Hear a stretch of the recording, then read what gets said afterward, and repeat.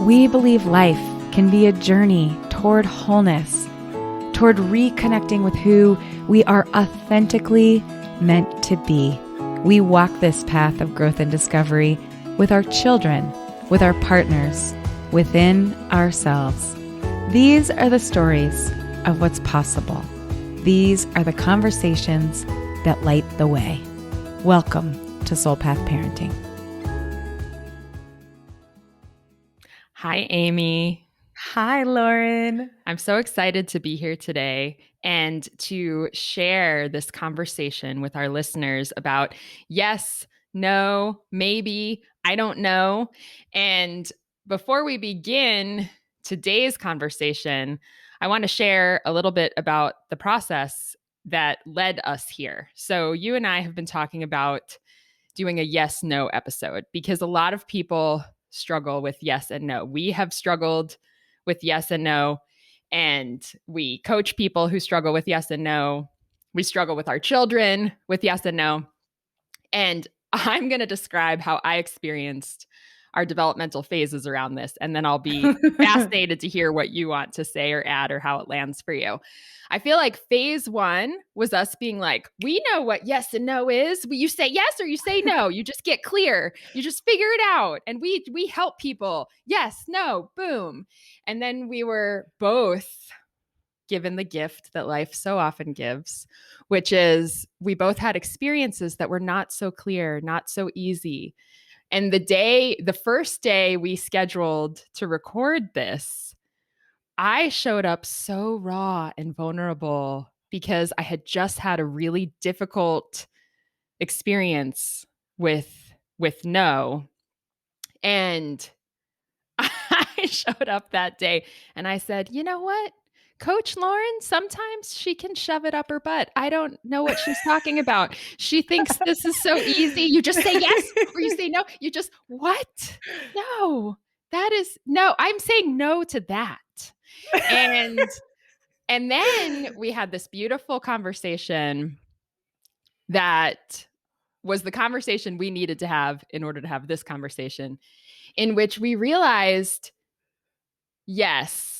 Yes and no are the polarities. They're the two ends of the spectrum.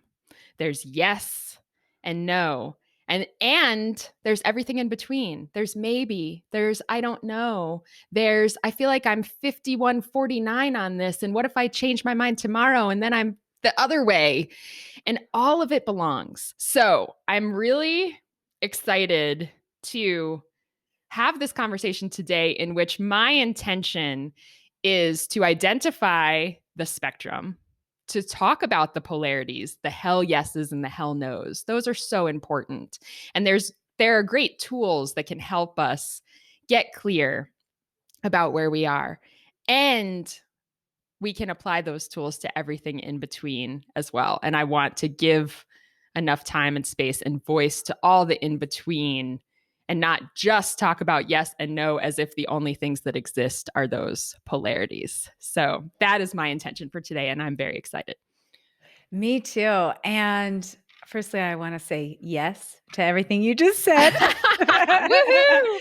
It was also my experience exactly that I showed up ready to have a conversation with you about yes and no, feeling very confident and realizing as soon as we started talking about it that I had just had this very struggly no experience within 48 hours that I hadn't really internalized yet. Mm-hmm. And I love this focus on the middle because, and the one dimension of it that I'll also add in there of this like maybe and the I don't know and the 59-40, sorry, you could be 59-40 something. It would, Right, 41. Sure. Let's would, go with it.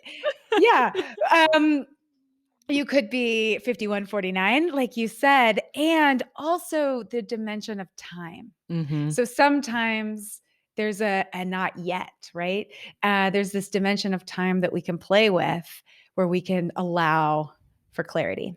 So with that introduction, let's get going. Yes, so beautiful. And I love you bringing in the element of time because that is so important. Okay, so here's where I want to start. So I want to start with the yes, no polarities. And I also want to kind of take us through a human developmental phases journey with yes and no. So, very young children, think of a toddler, they live in the polarities. They're yes or no in the moment. And they have this beautiful, amazing gift of being able to fluctuate between those things in a second, which sometimes we start struggling and lose as adults. But they're yes or they're no. Very most of the time. Toddlers don't have existential crises where they're like in between and they're not sure. They want the candy and they want it now, or they don't want the bath. No, no bath. And as parents, we can support our children developing and strengthening their relationship with their inner yeses and their inner noes by knowing that toddlers developmentally need to get to express and be received in both ways, yes and no. So something we want to intentionally allow is we want to intentionally allow our toddlers to say no sometimes, and we want to sometimes honor those no's. We don't want to do the traditional thing of, good children say yes all the time and bad children say no. You don't say no to me, I'm your parent, you just say yes. That is a common experience that detaches human beings in their toddler years from their authentic yes and their authentic no, because all of a sudden no is bad and yes is good. And now we get the ego starts to develop, and the ego says, oh, I have to be good. Or sometimes the ego says, forget it, we give up on being good, we're just going to be bad instead. But like we talked about in our previous There Are No Good and Bad Children episode, whether you're attached to good or bad, it's interfering with authenticity, because there are no good or bad children. There are compliant and defiant children, and then there are authentic children. So, to support authentic development in toddlerhood, we want to honor yeses and nos, and we want to help our children stay connected to and strengthen their relationship with their own inner yeses and nos. And even if we have to say no to a toddler, let's say the toddler wants cookies for breakfast or whatever. I don't know. I'm kind of on board with these toddlers, honestly. But I'm like, cookies are delicious. I hear you. Well, and that brings me to my point. We can validate the desire. One of the things that sometimes happens is the toddler wants to touch the hot thing and they just get their hand smacked. No, hot, bad. Instead of, oh yeah, that makes sense that I don't want your hand to get burned, so I'm going to pull your hand back. But it makes sense that you're curious and you want to touch that. Your desire, your curiosity is valid. I see it, I honor it, I acknowledge it. And then they internalize, oh, what I was drawn towards, what I was reaching for, what I want makes sense and can be seen and heard and validated, even if I don't get what I want. And likewise with yes, the same thing can happen with yes. A toddler can go, I want candy. No, you don't want candy. Candy's bad for you. You don't like candy. No, you don't. It's like, no, I'm pretty sure I like candy. And now I'm confused because you're telling me I don't, but I feel like I do. And then we create this interference internally. Do I abandon what I'm feeling inside and go with what my parent is telling me I'm supposed to feel? Or do I reject the parent and therefore the guidance and the whatever else that goes with it to stay connected to myself? But we create these struggles. So we can try to do a better job of supporting our children, staying connected to their authentic yeses and nos, developing a relationship with them when they're in that early toddler polarity stage. And then if we do that, as they grow and mature and things become more nuanced and they can access more of the whole spectrum, we can continue to support that as well. For many of yeah, go ahead. I was just going to chime in that I love that. And maybe this is where you were going, that we can relate to cultivating those authentic yeses and nos in our children. And also, it's really helpful to have the awareness that this is a very new conversation. And our generation of humans didn't generally have parents with that awareness. So you and I can share stories about how we were raised that our listeners might relate to, that there wasn't a lot of space for authentic no's Right. growing Absolutely. up. And I wonder if you would want to share your story from when you were a really, really young child and prompted to talk as a sort of a performance. Yeah. So, one of the stories I had shared with you, Amy, previously is I remember being really young, not even two, and I started talking young, and adults found it fascinating. And adults in my life would ask me to say things, say this, say that. And I was capable of repeating the words. I didn't I lacked the maturity or the understanding of what they were asking me to say, why it was funny. I was just complying with what the adults were asking me to do. So they were like, say this. And I would say it. Oh, she said that. Did you see that? Because this little tiny person is saying these words. And I could feel the pressure of their desire for me to say it. And I could see that they were enjoying me saying it. But none of the adults in my life at the time felt to me like they were taking my perspective into consideration. It didn't feel like they were asking themselves, how does this feel to little Lauren? What is she making of this? What is she does, and sometimes it's interesting because I talk to clients all the time about a variety of things. This is also making me think of things like tickling and how to attune to our children because sometimes so this happened a lot in my childhood. Adults would tickle children. The children would say stop, including myself, and the adults would say, oh, you liked it, you were laughing.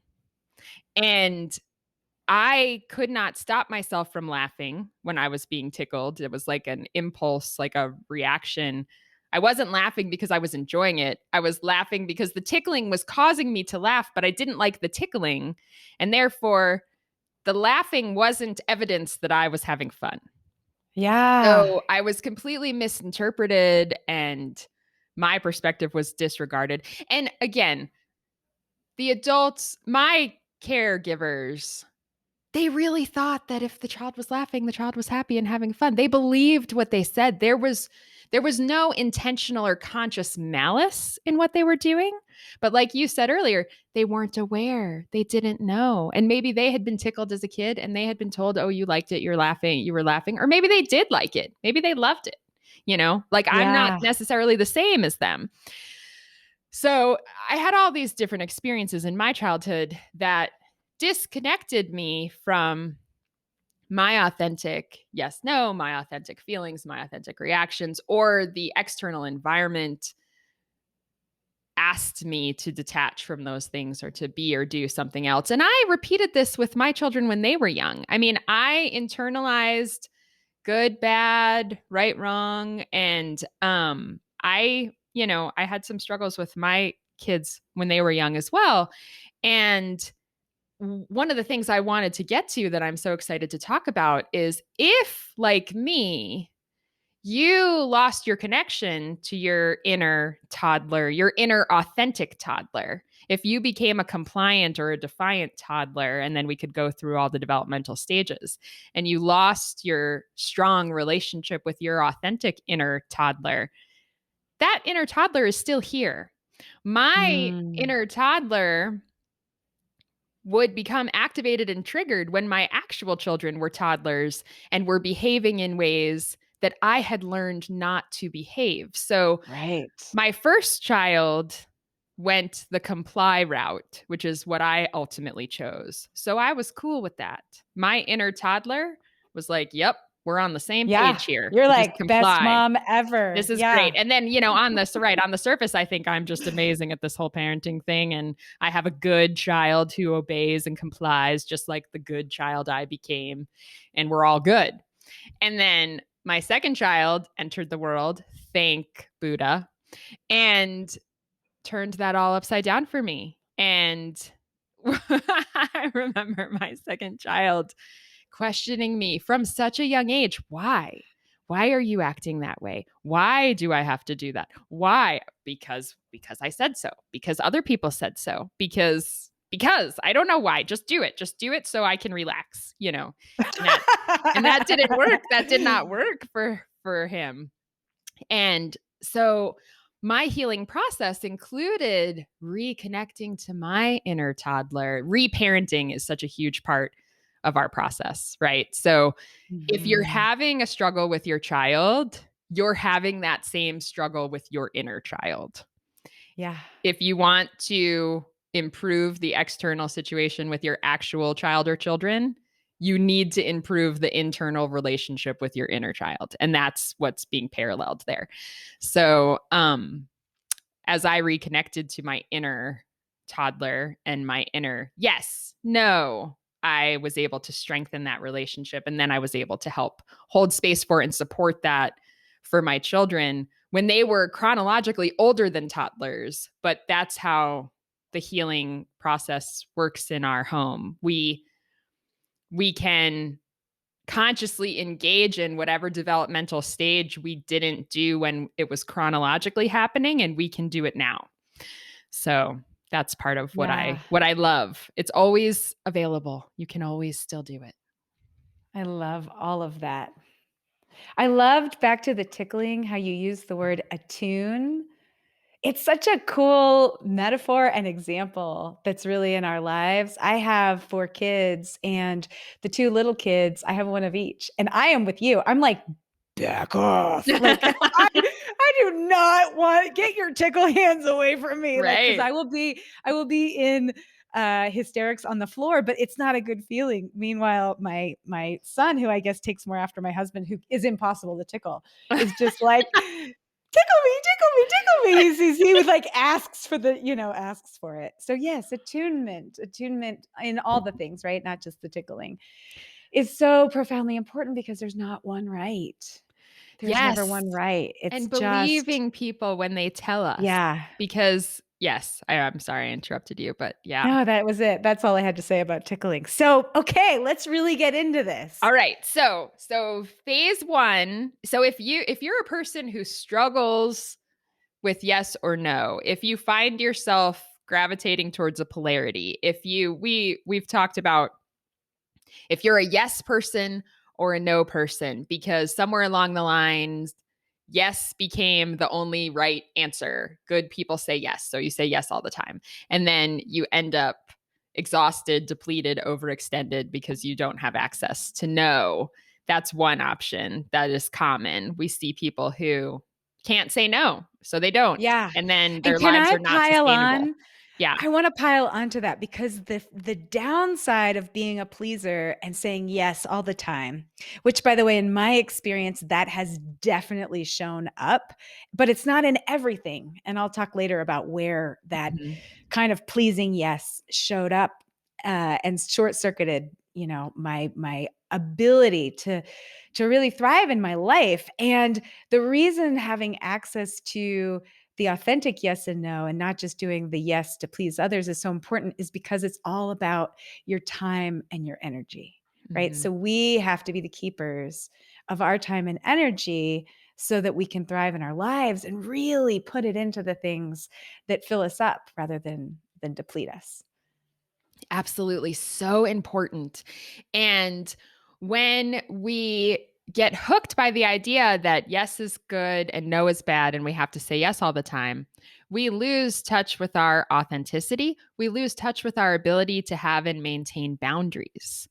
And boundaries protect us, and boundaries serve us, because the reality is that we are human beings with limitations. We have boundaries are like limits. Honoring boundaries means accepting and honoring limits. So, as the human person that I am, I need a certain amount of sleep. I have a certain amount of energy. It's not infinite. My Yeah. capacity to keep going and say yes to all the things and do all the things is not infinite. And if I don't have boundaries and maintain them and honor them, my body will eventually shut down and do it for me. And that's when I get sick and I can't continue. And, that burnout happens. So, yeah, honoring those boundaries and choosing, being intentional about where we put our energy, how we put our energy. So, one extreme is the yes person. They say yes, they're chronically depleted and exhausted and struggle with boundaries. The other extreme option is the no person. They they don't feel safe saying yes because, and it's always two sides of the same coin. So really they're having two sides of the same problem. The yes person can't say no. So they always say yes and they're depleted and they're overextended and they kind of feel victimized by life usually. And I've lived that way. The no person doesn't want that. So they just say no to everything because one yes will turn into two yeses, will turn into five yeses, will turn into 10 yeses. And then they're over there. They don't want that. So to prevent that, they're just like, no, no, no, no. My answer is no. What was the question? Doesn't matter. No. And those are kind of the two extremes. And the yes person is desperately trying to be good and saying yes all the time, but it's not sustainable. The no person has cut themselves off from some things that they might actually really like to say yes to, but they can't because it's too scary. It's a slippery slope, so they just won't do Yeah. it. Yeah. And so the bringing it back into balance, which is my life's work, bringing things into balance means being able to access your authentic yes, your authentic no, honoring your limitations and boundaries with some flexibility. Some things are such a powerful yes that it's worth stretching and maybe getting a little bit less sleep temporarily, or maybe, if opportunities arise and we're like, oh, yes, I want this. And it's going to take some adjusting and my schedule is going to have to shift around, but I want this and I can do it. And then also being able to check in and feel like, oh, this opportunity is amazing, but it's just not in alignment for me right now. That brings us to the not right now, too, because no, I think no also scares people when they feel like no is forever. And it doesn't have to be forever. It can be not right now, not yet, like you were saying earlier. And when we can access that and allow for that, the goal is freedom. The goal is access to the whole spectrum. So we started with the polarities of yes and no. And if you don't have access to one of the two extremes, then reorienting yourself and gaining access to both of the extremes can be phase one. And then when we move beyond that, we move into everything that's in the middle of the spectrum. Yeah. So, where have you struggled in the past in that kind of going from lack of authentic yeses and nos and being a yes person pleaser and then bringing awareness to that? Do you have examples of where that showed up in your life? Yes. And I was thinking today, I want to give specific examples of the different phases. I was thinking of examples of clear yeses, clear nos, maybes, I don't knows. And I appreciate this question as well. As I think back to my journey. So as a child, I learned yes was good, no was bad. And I was attached to being a good person. Yeah. And so that was what ruled me. And it was external. I had been told externally, this is how you be good. So I did that. So internally, I was disconnected from my authentic yes and my authentic no. I Yeah. had cut access off internally to the entire spectrum in some ways. And I had replaced it with the external message I had been given, the paradigm I had been given. This is what it means to be good. Do this, don't do this. So I complied with that for, 30 something years. And then I finally became so exhausted and so depleted and so unsatisfied. And I was in enough pain. For me, pain for sure has been the portal. So for my first Mhm. for my first 30-ish years, I complied, I was praised. It was good enough. It was all external, but I was doing well enough. I felt like I was winning the game of life, so to speak. That sounds arrogant, but that's okay. And it wasn't until I want to say like mid 30s ish. I don't know, somewhere between 30 and 35 that it started to really break down. And just this deep dissatisfaction. Um, and I had done all the things. I had a college degree. I had a master's degree. I had been a teacher. I got married. I had 2 children. By the time I was 35, I had checked all of those boxes. And I wasn't happy. I was not happy. And I was very clear on the fact that I was supposed to be quite happy. And I wasn't. I was not. It turns And out being good and being happy, there might be different approaches. right. Yeah, it's Yeah. not. And my children were young at that point, and so I started my struggles. I started struggling with them and my parenting struggles which led to parenting coaching. But I'm trying to think of something specific. A great example would be from that past version of me. So if someone asked me to do something for them, to help them with something, I had no internal process. Let's say somebody's moving this weekend. I'm like trying to scan for a very specific real one. There were so many, but It was daily. an example would be my friend, contacts me and says, "We're moving this weekend. Can you come help us move?" And my internal process back then was the only correct answer is yes. Good person says yes. Like there was no process of checking in. There was no, let me get back to you. Let me look at my calendar. Let me see what I have going on. It was more just, yes, of course. And then after I already commit to do the thing, then I'm left to figure out how to juggle my schedule, what do I need to do to make this happen? And then Yeah. it's a headache. And then I'm mad at myself, but I hide that because good people don't act grumpy or begrudging or mad at themselves or other people. So you just repress all that. You just survive all the things.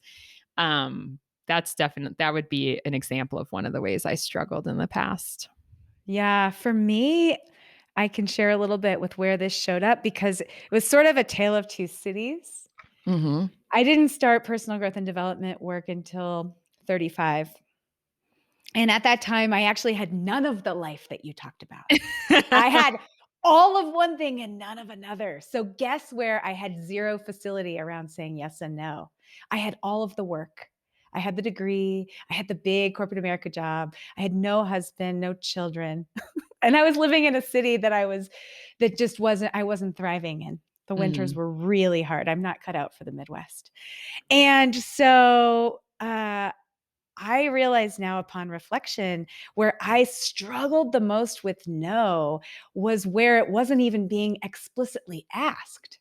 I Mm-hmm. had thriving friendships, and I sort of had a model for that because I do have like my family of origin. While I was raised to be perfect and good, I was also very supported in ways to say yes and no especially as I got older, was very close with my mom and my sister. And I sort of replicated that model with my girlfriends. No male friends, separate topic, separate episode about Compartmentalized. patterning, but I had a different kind of relationship with my dad and all male humans. Mm-hmm. So I've cleaned that up right now, Mm-hmm. but we won't go down that rabbit hole. But with work, I gave everything to work. I would work so much and I would work until, everybody else left the office, and then I would go home and eat dinner, and then I would work again and go to bed. Mm-hmm. And I had no boundaries. The way that I saw it, because I had such a sense of unworthiness, was that the way I know I'm giving enough is when I have nothing left to give. Mm-hmm. And that was modeled for me and my family of origin of like life is work and we work hard, and all of these messages that, by the way, are not true.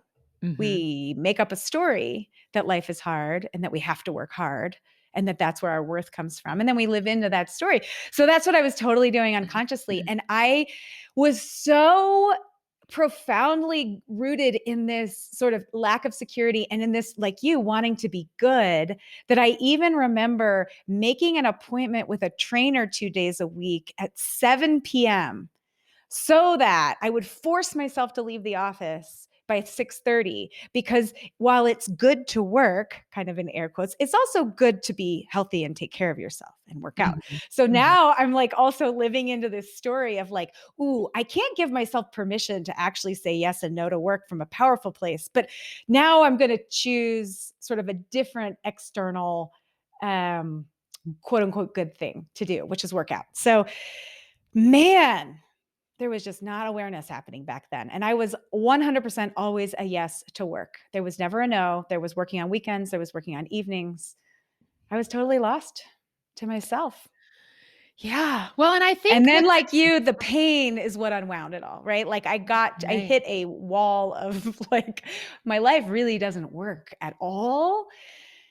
And I did my first personal growth and development program, but I also like, was yet again in the wrong relationship with a guy that, it was not heading towards the getting married and having a family, and everything had to fall apart before I could wake up.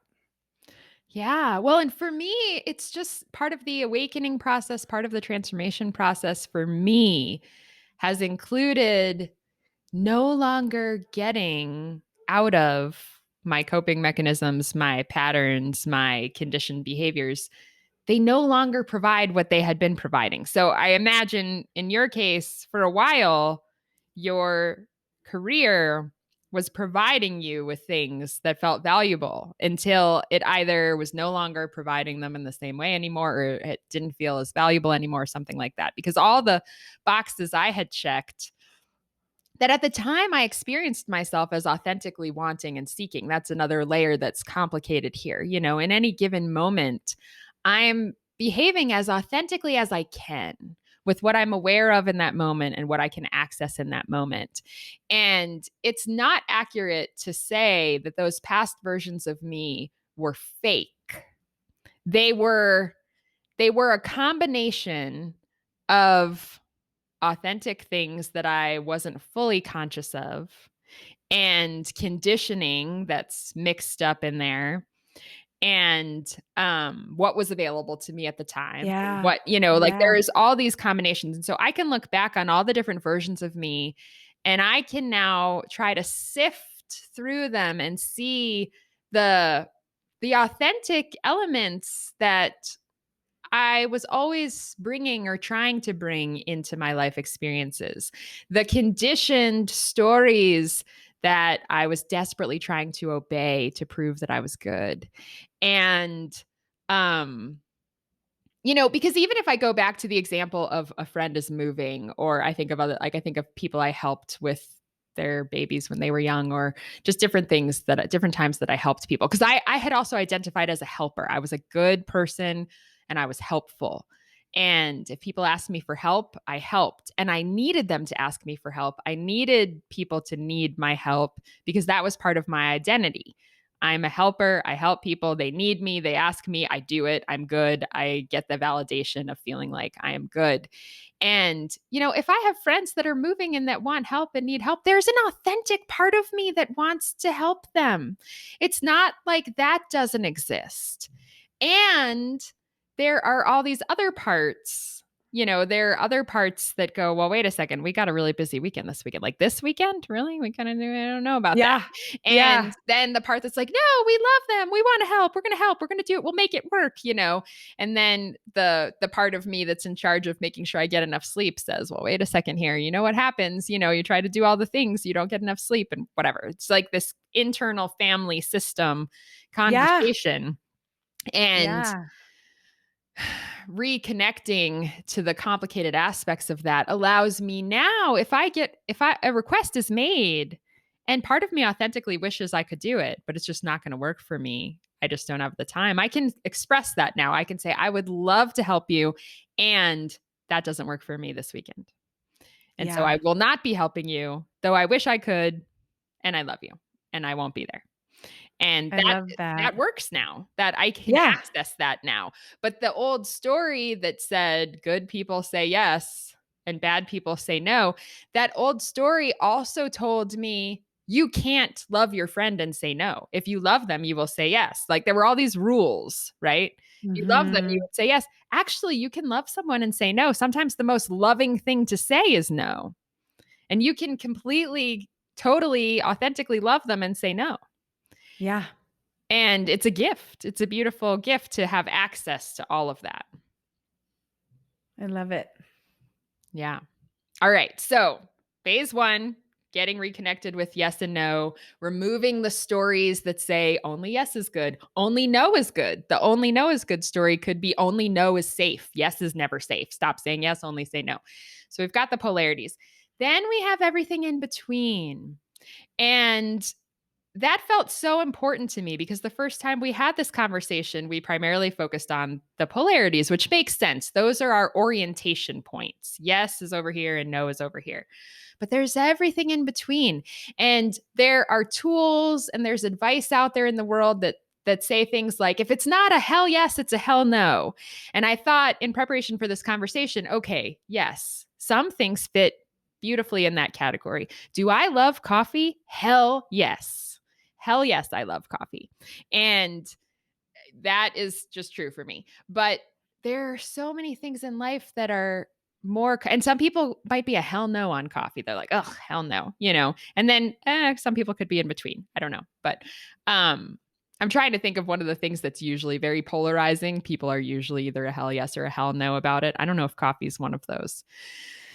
Well, where I had heard that expression used was by someone who was determining where to spend their time and energy in terms of projects to take on, collaborations to participate in, things like that, almost more, perhaps more in their work and self expression realm. And I think it can be useful to use that in that way. Mm-hmm. I just, ever since I've mentioned it to you, I've been turning it over in my mind. If it's not a hell yes, it's a no. I don't operate by that principle in my relationships. Yeah, and I think that's a really helpful distinction, and I like the fact that you said it's a useful tool. It can definitely be a useful tool to use to assess things. And if someone I love asks me if I want to go to the beach with them this weekend, well, I love the beach. I'm usually a hell yes about the beach. And if I love this person, I'm like, you and the beach, double hell yes. Then if it fits in my schedule, I want to go. But if it's something more complicated and relationships are a really complicated place, because you're right, if it's not a hell yes, it's a no, and we apply it to where we want to put our energy or our careers or our callings, but even that gets messy sometimes. And I think this is really valuable to bring into this conversation. If you want to use this tool, so if you have something in your life that you're unsure about, because sometimes the other thing I've been laughing to myself about with this tool is, if that's actually true for you, that it's either a hell yes or a hell no, you probably know that already, if that's actually your truth. Yeah. If you want to use this tool on something that you're trying to discern and you feel mixed up about it, if a request is made or an opportunity presents itself, I feel mixed right now in terms of expanding my career. So a personal example I can bring in right now, and anyone who's listened to enough episodes knows all of these things about me, but I currently unschool/homeschool my kids. We kind of do a hybrid situation right now. I am co-hosting this podcast. I'm coaching clients. I have 3 rescue dogs that I feel conflicted about sometimes. I used to work in animal rescue, and I co-lead my local chapter of Holistic Moms. Like, I have all these different things that I'm doing. And when opportunities present themselves to me to put more time and effort into my career right now, and this brings us to timing and maybe or not yet, all of those things. When I am offered opportunities that could enhance my career right now in a vacuum, if I'm just a single person with a career and it's a really cool, exciting opportunity, I would be very likely to just say yes to them all and just take them. Yeah, why not? Why not? Yes, yes, yes, yes. But I have a family. I have all these other things that I'm balancing. I try to exercise regularly. I try to keep all of my commitments to myself, my family, my clients, the organizations I work for or volunteer for. And I have to weigh those opportunities really carefully. And I have to look at my life and go, what's going to shift around and move for this? How might I adjust my priorities? Or is it a not yet? Not right now. Yeah. And so, something could pull me. It could, like, if I ask myself, is this something I would enjoy doing? Yes. What's going to have to shift and move in my life? What else will I have to give up and sacrifice? Because I've gotten a lot better at recognizing that everything has a light and a dark side. Everything, there's the light side of like, oh, this is another amazing opportunity and something that I would enjoy doing. But then the dark side is, oh, am I going to overextend myself? What else am I going to sacrifice? Am I going to be able to keep all my commitments to myself and others? And is now the right time? And so it's complicated. But if I have access to my whole internal spectrum, I can kind of see where it moves on the spectrum. Like I had an opportunity presented to me a little while ago, and my very first reaction was I should totally do this. But I should. Should. I know, and I said should on It's purpose. a power It's word, so powerful, like and a powerful awareness yes, word. powerful Yeah. awareness. I know to be careful. I'm like, oh, wait, why do I think I should do this? Why is there a should around this for me? Well, it might be a great opportunity. It could help expand my business, my coaching business. And I was like, wait. But should, why? Well, I've been conditioned to think that I should want that. And I Yeah. should want it as soon as possible. And I should want it whenever it's available. But then I really had to check in and go, wait a second, but do I want that right now? What would that mean for my life right now? Do I want that right now? I don't want that right Yeah. now, and so to have to go through that whole process. Yeah, I love that. And I just want to highlight that word. I did therapy like with a psychotherapist in college, and she brought that word to my attention. So since then, when I hear myself saying should, oftentimes there's a judgment underneath it. It's Mm-hmm. just one of those powerful identifiers. And not always. I could say to you, should we go to the park now or later? And you would say, let's check the weather. Not in those circumstances, Mm-hmm. but in many of the internal dialogues that we have is a flag for judgment being Mm-hmm. present. Yeah. Absolutely. Well, and Yeah. why do I think I should? Because I'm imagining that other people would think I was crazy if I passed up this opportunity. Well, why am I focusing on what other people would think? It's my life. It's Yeah. about what I Yeah. think. But that's some of that conditioning and, the stories I'm telling myself. And you're right. Yeah. I mean, sometimes should isn't as charged. Should we do it now or later? Let's check the weather. There's not a charge around that. But being offered an opportunity that would take a significant amount of my time and then saying, oh, I should make this work. I should do it. Well, wait, why am I saying Yeah. should? Most of my shoulds have judgment attached. Mm-hmm. Sometimes Mm-hmm. it's just English language, like it's a grammatical, it's the best word for the job, but not most of the time. Most of the time I'm judging myself in some way. Yeah. So that's a really great awareness word. And I love how you're delving into your internal dialogue. And I think that's really instructive for how you find your authentic yeses and nos and maybes and not yets and I don't knows. What else is sort of, I have my own process I want to share, but I don't want to go there yet. Until we've sort of completed this, like, let's look inside of Lauren. Well, and I'm thinking let's try to hit all the phases too, because I talked about the Yeah, toddler, yeah. yes, no polarity phase. Then we get into the, developmentally, it could be preschooler, and then elementary age children, and then adolescence, and then adulthood. So toddlers are usually black and white, yes, no polarity. Preschoolers as well tend to fall more in that category. It's more so around between the ages of like 5, 6, 7 when children start transitioning into accessing more nuance, and maybe they start. So, something I noticed with my children when they were young, as in toddlers and preschoolers, probably up to the age of 5, they liked things or they didn't. They wanted that or they didn't want it. They would choose. They didn't seem to have difficulty making choices. And then as they got a little bit older and they started their preferences started shifting and changing, and they started growing out of some things, and then weren't sure what to replace those things with yet. So then they did start having more kind of confusion or uncertainty.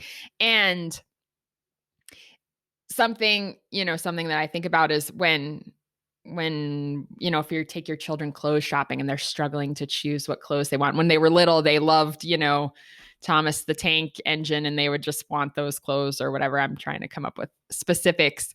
But and then they're older and they're struggling to decide. We can the way we react to them in that moment teaches them about what's okay and what's not okay. Yes, no, maybe, I don't know. So if we're rushed, we're at the store, we need clothes for school or whatever, and we're like, just pick things, just pick things. Why are you taking so long? We can unconsciously teach them that it's not okay to be uncertain. It's not okay to Yeah. be in, I don't know. Like, oh, who am I now? Who do I want to be this year? Who I was last year, different than who I was last year? What's going on? Picking clothes for school makes me think of that, because sometimes children will experiment with different versions of Yeah. themselves at school. Yeah. And this year they want to be different than they were last year, but they're not quite sure how, because they're Yeah. experimenting, they're growing, they're changing. And if we can create time and space to support that and say it's okay to not know, if you and if you have a limit, give the limit. I have 45 minutes to spend at this store with you. If you aren't able to find anything that you want, then, I don't know if you can have a backup plan. Like I'm thinking of growing children. If nothing fits, then maybe it's like I have 45 minutes to spend at the store. So, look around, do the best you can, and then we're going to have to pick some stuff. Or maybe if you can come back again the next day. It's like, how do we support allowing more of those processes with our children as they grow, as they have more access to it? Or do we kind of enforce this polarized yes, no, decide now, or we don't have time? Because then we can kind of keep that going. And then people get stuck in that I have to know. It has to be yes or no, because not enough space and time and experience was allowed to be in the I don't know area. Yeah. So I love that's that. yeah, so that's as they're growing, and like we talked about earlier, if you're reparenting yourself, you can kind of take yourself through these phases. You can get comfortable with your yes and your no, and then you can get comfortable with your I don't know, or maybe, or not right now. All of those, might have a charge around them for people, because maybe they were rushed, or maybe they were treated like they were supposed to know when they didn't know, and it's okay to not know. So there's all these different elements that go through elementary age and then into adolescence. And adolescence can be a time when we rebel and we try to reverse things. So when we were talking about being a yes person or a no person, sometimes developmentally it's an adolescent behavior to reverse it. The yes person who becomes the no person because yes doesn't feel safe, they're kind of behaving in an adolescent rebellious way, where now they're just going to do the opposite of what they did before. And it can go either direction. You could be a no person and now you're like, I'm just going to say yes to everything now, see how that goes, So that can be kind of Yeah. an You can adolescent play with it. Yeah. experiment that happens. And then once we reach spiritual, emotional, psychological maturity, we have access to all the options, and none of them have a charge, because they're Yeah. all allowed. They're all welcome. We've learned that no isn't better than yes, and yes isn't better than no, and yes isn't better than maybe, or I don't know, or not right now. None of them are better or worse than any of the others. And we can really check in and feel what's true for ourselves in this moment, see where we are on that spectrum about whatever we're talking about, and honor that. without judgment, without trying to change it, without wishing it was different. And that's Yeah. the goal. I love all of that. Mm-hmm. All right. So we've talked through these phases. So, Amy, what has been coming up for you? What are you thinking? What do you want to I share? Well, and I love that you and I have oftentimes we're just so complementary in the Mm-hmm. sense that we have such different ways of going about things and yet so many similarities. And I wanted to just share some of what I've learned about having and creating an authentic yes and an authentic no and the in-betweens in my life because I have some tools that I've actually used for that. And the first one that I want to share is I have found it really helpful. I love intention, right? Oprah talked with Gary Zukov on her show years ago about intention. If you haven't seen that, you can watch the video clip of it. Like, intention is so profoundly powerful that I run my whole life off of intention. What is my intention? And I did a couple of years ago a program with a coach, actually, a woman named Tamara Ross, who's appeared on this show before, one of the very earliest episodes. And as a part of that energetic self mastery program, we defined our energetic priorities. Mm-hmm. And you could also say intention, you can use different words for this. But I now know, and by the way, they can change. So I just jotted down what mine are. And I'm going to share them. I actually have 6 of them right now in this moment. Mm-hmm. And Yeah. there's some continuity to these. I don't change them daily, but I haven't thought about them in a little bit. There's one in particular that I talk about a lot on this show, a lot in general. But there really are kind of 5 or 6 at any given time that I'm very tuned into. And so I often will ask when a opportunity or a request comes through, like, will this bring me more of what I'm up to in life, my energetic priorities, my intentions? And I talk all the time about ease. Mm-hmm. So when someone asks me, oh, can you do X, Y, or Z? Okay, well, will that bring more ease into my life? Because I do profoundly believe it is from a place of ease that I can create, that I can connect, that I can do all of the things that Mm-hmm. I want to do. So I'll buy ease. I encourage other people to buy ease. When I talk about that, very specific ways that you can buy ease, like, I thought it was so amazing. I had never given myself permission for so many years to have a cleaning person, and I was making 6 figures. And yet my nanny was hiring a cleaning person, the same one that we at the time finally I reckoned with. I don't have to do it all myself, Mm-hmm. and got a cleaning person. And she was literally paying a cleaning person within a few dollars of what she was making. And I was like, girlfriend, you've got it all figured out. Like, if you can pay somebody to do an hour's worth of work, basically what you would be doing or making in your work or less, and you can make the math work on that and do with that hour something that creates more ease in your life all day long, right? Just Mm-hmm. obviously you got to keep your financial thriving in mind, but that's the kind of ease that I'm talking about. Or like scheduling ease, like I build in buffers, I don't commit to back things oftentimes because it makes me crazy and then I'm late. And so there's just ways that I cultivate ease. My other ones, connection, right? And so I love people, I love relationships. Connecting with other humans is actually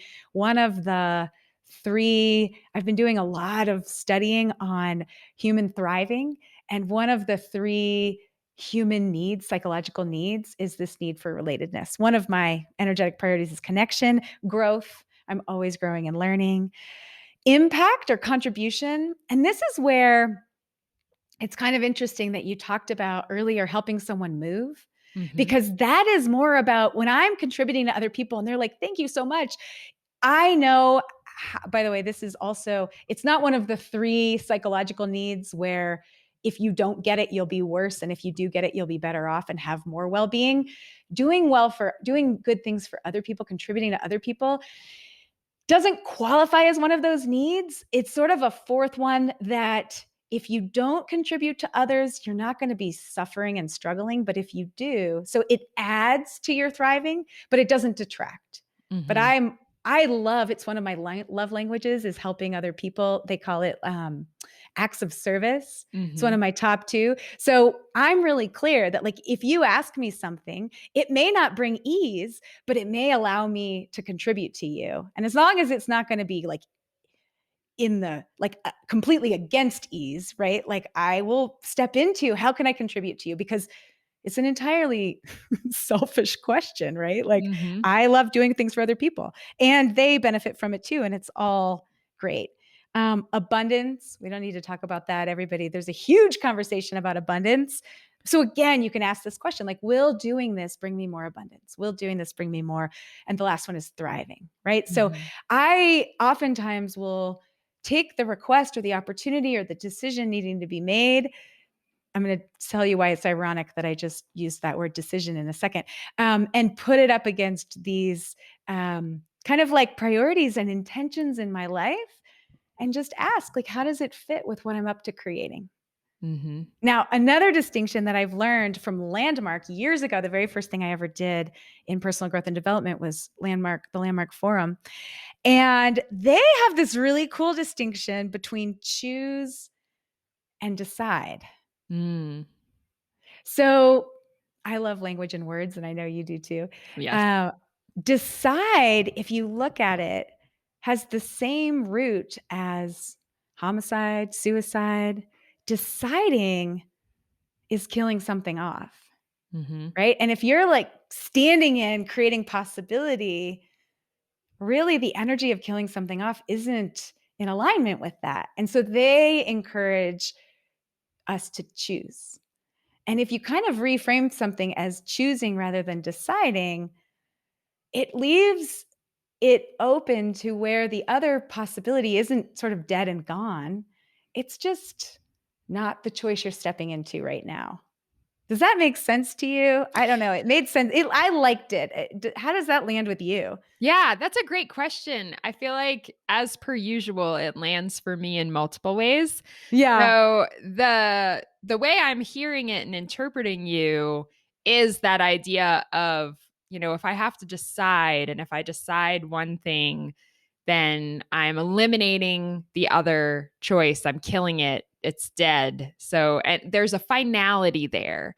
And I can Yeah. absolutely see the value in, when people resist deciding because they're resisting that finality that feels like death. And if they feel more comfortable choosing from the available choices and feeling as if whatever choices they're not choosing right now will continue to be available later, so they can come back, they can Yeah. choose differently later. I absolutely see the value and the beauty in that. And that does feel expansive and life affirming and valuable. And because my purpose of being here now is wholeness and bringing polarities together and talking about both sides, the other side of the coin, I also see value and beauty in allowing things to die and Mm-hmm. and being willing to participate in that process, and being willing to kill things, being willing to decide and kill, Yeah. and to create space for new life. So it's this Yeah. kind of, endless cycle. And really, we could argue it's like a semantics thing. If I'm because even death doesn't feel permanent or final to me. So Right. Yeah. um so it could just be two ways to say the same essence. It's like we use these words to point at these essential mysteries, and the words could sound contradictory, but they're pointing at the same mystery. Yeah. I love that distinction that you have layered on. And I think just looking at where deciding feels like loss, that's where we can go, oh, could it be a choice instead? Is it just that you have it that if I don't do it now, it'll never be available to me again? Where trust that everything will work out, that things will happen when they're in alignment, is that going in that direction is available. And also sometimes deciding is really powerful, where you're like, that's a no. And we're just going to be real clear that we're not going down that path. I love Mm-hmm. all of it. I Yeah, love all of it. I love you. I know. I love You you bring too. I such love I love how it dimension just to everything. Yeah. And I I love do like to oversimplify and boil it down. And then you go, and let's expand it back again. So beautiful. well, and I think we're pointing at the same mystery. Yeah. Like, I think what you're saying is true, and there's the other side of the coin is equally true. And it's, I mean, and I think for people who love words like you and I both do, when words have the power that they have for us, it can be really empowering to choose your relationship with words. You know, like I have a love affair with death. And so death feels like something I don't want to avoid. And that's my relationship with death. And so when I hear someone talk about a way to stay connected to the eternal, infinite opportunities that life does offer, I'm like, yeah, beautiful. I agree with that. And death and I are friends. So, you know, Awesome. So here's one of the things I wanted to share also with our listeners as a tool. And so one of my lenses is if it doesn't work for me, it doesn't work. And I want to create a little space for you, the listener or viewer, we're now doing YouTube as well, to check in and see how that lands with you. If it doesn't work for me, it doesn't work. And I want to ask Lauren, what would come up for you? Or what do you think might come up for our listeners, let's say, because you and I have already kind of talked about this. yeah, no, I love that. I kind of want to just repeat it for effect. If it doesn't work for me, it doesn't work. Feel that. Like if you want to. I never tell people what to do. I always invite them into opportunities. So, for our listeners, if you would like to take this invitation, this opportunity to see how that feels in your body, if it doesn't work for me, it doesn't work. And see how that feels just for a moment. Check in. Does that feel comfortable, uncomfortable? Are there any thoughts or stories or judgments that that statement seems to evoke? And once you've had a moment to do that, if you want to pause this right now to give yourself time to sit with that, feel free. Otherwise, I will say some of the things that I imagine could come up for people are things like, well, that sounds selfish. If it doesn't work for you, it Mm-hmm. doesn't work. What about the other people involved? Or who do you think you are? You think you're so important? Or what do you mean by that? You know, so those first two were my like the most negative judgments that popped into my mind. Then it transitions to more neutral. Tell me more. What do you mean by that? And then Yeah. my positive association with that that arises for me is yes. And as long as that's applied equally to everyone, it's a beautiful way for people to try their best to honor everyone involved and to co-create and collaborate and connect in ways that honor the truth that everyone matters. Because I feel like the reverse of if it doesn't work for me, it doesn't work would be if it doesn't work for me, that doesn't matter. I'll make it work. Yeah. And Yeah. so, that's not healthy either. Right. If you find yourself in the, well, it doesn't matter if it doesn't work for me. So this is a way to describe past me. Past me didn't even check in to see if it worked for me. I wasn't part of the equation. Yeah. And that was a problem for me. So now the if it doesn't work for me, it doesn't work. I encourage everyone to utilize that. It's so beautiful. And I love what you've added into the conversation. And you've sort of segued into the second part of it. Mm-hmm. The reason that I started sharing this framing is because I was raised by a mom who always put other people's needs first. And I have had to learn, how do I balance my own needs and my own thriving, right, with the other humans around me? Mm-hmm. And so I had come up with this when I was coaching.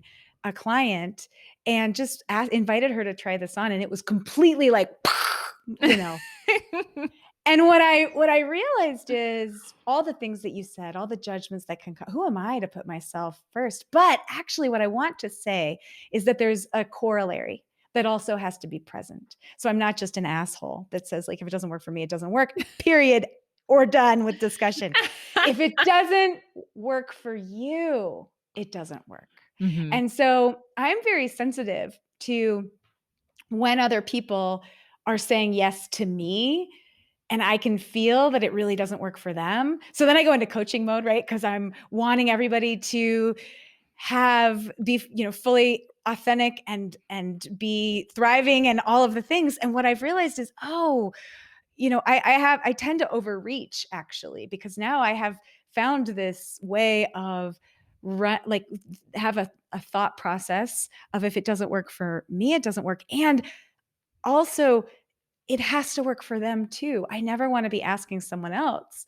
And so really what I'm committed to, what I've realized is two things. First of all, I am really only interested in win-win. And when we don't have a win-win yet, if it doesn't work for both of us, I am convinced that it's just because we haven't had the spark of imagination or the creative problem solving or whatever needs to align for some other scenario to come up, right? So I just feel like everything in my life can be a win-win. Mm-hmm.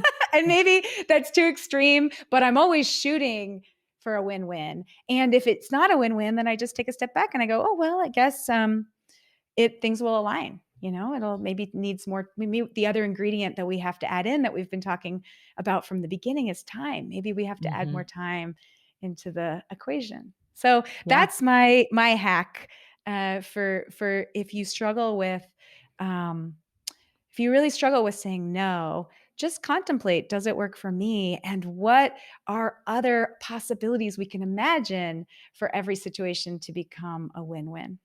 Yeah, so beautiful. And I think several things I love about what you were saying. I love the suggestions and the tools that you're offering. And I love that you started talking about priorities and what we're prioritizing and how we have the energies that we could be prioritizing at a given time. And the order can change. There's so Yeah. many things that can shift and move and change. So, the most important things, if you struggle with yes, no, maybe, I don't know, not yet, if any of those are difficult for you or feel worse than other options, if you don't have full free autonomous authentic access to all of those and you can check in with yourself and feel what's true in the moment and honor it, then the things I would most offer are, one, develop a daily practice of checking in with yourself and seeing if you can determine what is true for you in that moment and witness it and honor it and validate it. Because that's something that a lot of the people I work with don't do. They don't check in with their internal reality on a daily basis. And so they find themselves after a week or a month of misalignment, feeling resentful, burnt out, struggling. And one of the first things I invite people to practice is daily check in with yourself. Give yourself your full attention for 1 minute, 3 minutes, 5 minutes, 10 minutes, whatever you feel like you are able to do and want to do. And just notice what's true for you in that moment.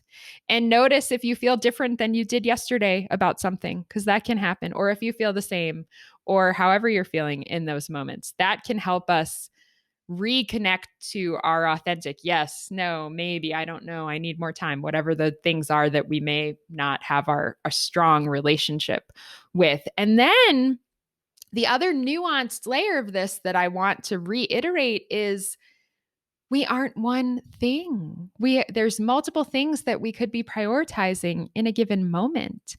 And if we Mm-hmm. choose to only focus on one of those things, we might be a clear yes or a clear no. But if we bring in the second or third priorities that also exist for us, then one of those might suggest that it's a yes, but not yet. Or Yeah. it's that, there's all these different layers, and it's our own choice. We're free to prioritize what we want to prioritize when we want to prioritize it. And we do I not hear. have to obey stories that tell us otherwise. Yeah.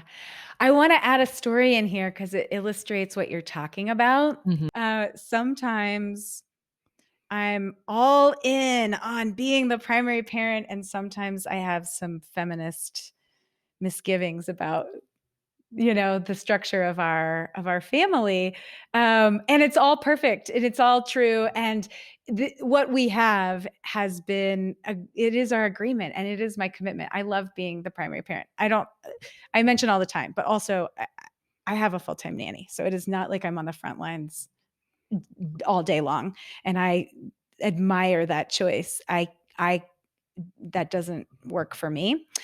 um so my husband called me on Monday or Tuesday, and so our agreement also is that he travels 3 days, 2 nights a week, every week. He's doing business elsewhere and then is back the other 5 nights of the week. And it works really well for our family. And the weekends are where it gets very intense, and we need to sort of both be all in on parenting because we don't have any, school or nanny or anything. And that's our family time. And I need to share that because I don't love all day by myself as the only adult momming, right? So just to set the stage, he calls me and he's like, I have a business meeting that came up on a very important deal. It's a Saturday night dinner in a different city. Yeah. And so he's wonderful and understands that I need to be able to say yes or no, because if he just sort of tells me, I'll be very resistant. Mhm. Because actually, one of the other three human needs, I mentioned one of them, which is relatedness, connection. Another one is autonomy. We need to be able to have volition, to be able to actually make up our minds, make our own choices. So he says, well, I told them that I couldn't do it unless you came too, and I was like, well, let me think about this. So we talked it through, and this is not going to create ease at all. But I am so committed to supporting him and what in his dreams, and he's so committed to supporting me in my dreams, and it falls under, let's say, like, I'm looking at my list of the different energetic priorities or intentions, falls under creating abundance. It falls under like connection. So yeah, in any given moment, I was actually a hell yes, because he asked me. First of all, he didn't just tell me, and second of all, he's really making it like, oh, he's going to be gone less, like 24 hours ish. Like, I can totally do this. But he gave me some choice in the matter, and it lines up with, I'm just clear what I'm up to creating and supporting in my life. And it doesn't line up with all the things. And I'm making the choice from the priorities that apply, if you will. Mhm. So yeah, that's my thought process. And he'll be in Yeah. Vegas on Saturday night, and it'll be great. Yeah. Well, and I think that's such a beautiful example of how we can stay flexible with ourselves. Because if I know that one of my priorities is ease, but then I, from an authoritarian, absolute position, reject anything that doesn't bring more ease, I've become a slave to ease. Yeah. That doesn't feel easy. That feels rigid and Right. restrictive now. Yeah. Whereas if I know how much I value ease and I seek in general to prioritize it as much as I can, while still also prioritizing the other things I want to prioritize and being flexible enough to choose something that's going to bring the opposite of ease because it's worth it to me for whatever the reasons are. And this is where another thing that I really love coaching people around is deeply trusting themselves. I think some of what we talked about early on when parents sometimes unconsciously disconnect toddlers and young children from their authentic yeses and nos. Oftentimes, this was my story because I had been disconnected from mine. I repeated that pattern with my children when they were young. And then I'm on a parallel journey with my children. So as I reparent myself and reaccess things and hold space for them and develop a stronger, more mature relationship with these parts of me, I'm also able to provide that for my children, and they're getting to experience that right alongside me. So, we have this parallel growth process that's happening, and there's so much value in learning to trust yourself, check in, listen, and be prepared for yourself to surprise yourself. Like, oh, this is going to bring the opposite of ease, and I'm checking in and it feels worth it to me. Great. Okay, Yeah. good. Then that. Whereas if it's, oh, this is going to bring the opposite of ease, and I wish I felt like I could say no, but so and so really wants this, or, like if we're thinking about other people and we've lost our connection to ourselves and we feel like we have to. I tell people to be careful of that have to energy. If Yeah. you're putting have to energy on yourself, Yes. you're oppressing yourself. I do not do well inside of have to. Yeah. If it's like, okay, I don't have to. I could say no. I could do this. I could do all the options are available to me. What do I really want? What do I want to prioritize? Okay, I want to support my partner in this way. I want to do this. I want to choose this. And then it's such a different experience. So is there anything else on your list for this conversation that you want to make sure gets added in? That was really what I wanted to share. Thank you for creating this space. Yay. Yeah. Thank you for co-creating this with me. It's just such an incredible journey to be having these conversations with you and getting to experience what you've learned and how you use it, and what I've learned and how I use it, and how we interact with each other and what we can share and offer to others. And so I think I'll just close by saying, check in with yourself once a day and see what's true for you, and notice if you have a story attached to it, like this shouldn't be true for this reason, or this other thing should be true instead. And, that can show us where those condition limiting beliefs still live inside us, and we can let those go, and we can have freedom and ease and the ability to choose our priorities and keep growing and exploring. So I'm just so grateful for all of it. Thank you so much. Me too. And thank you guys all for listening.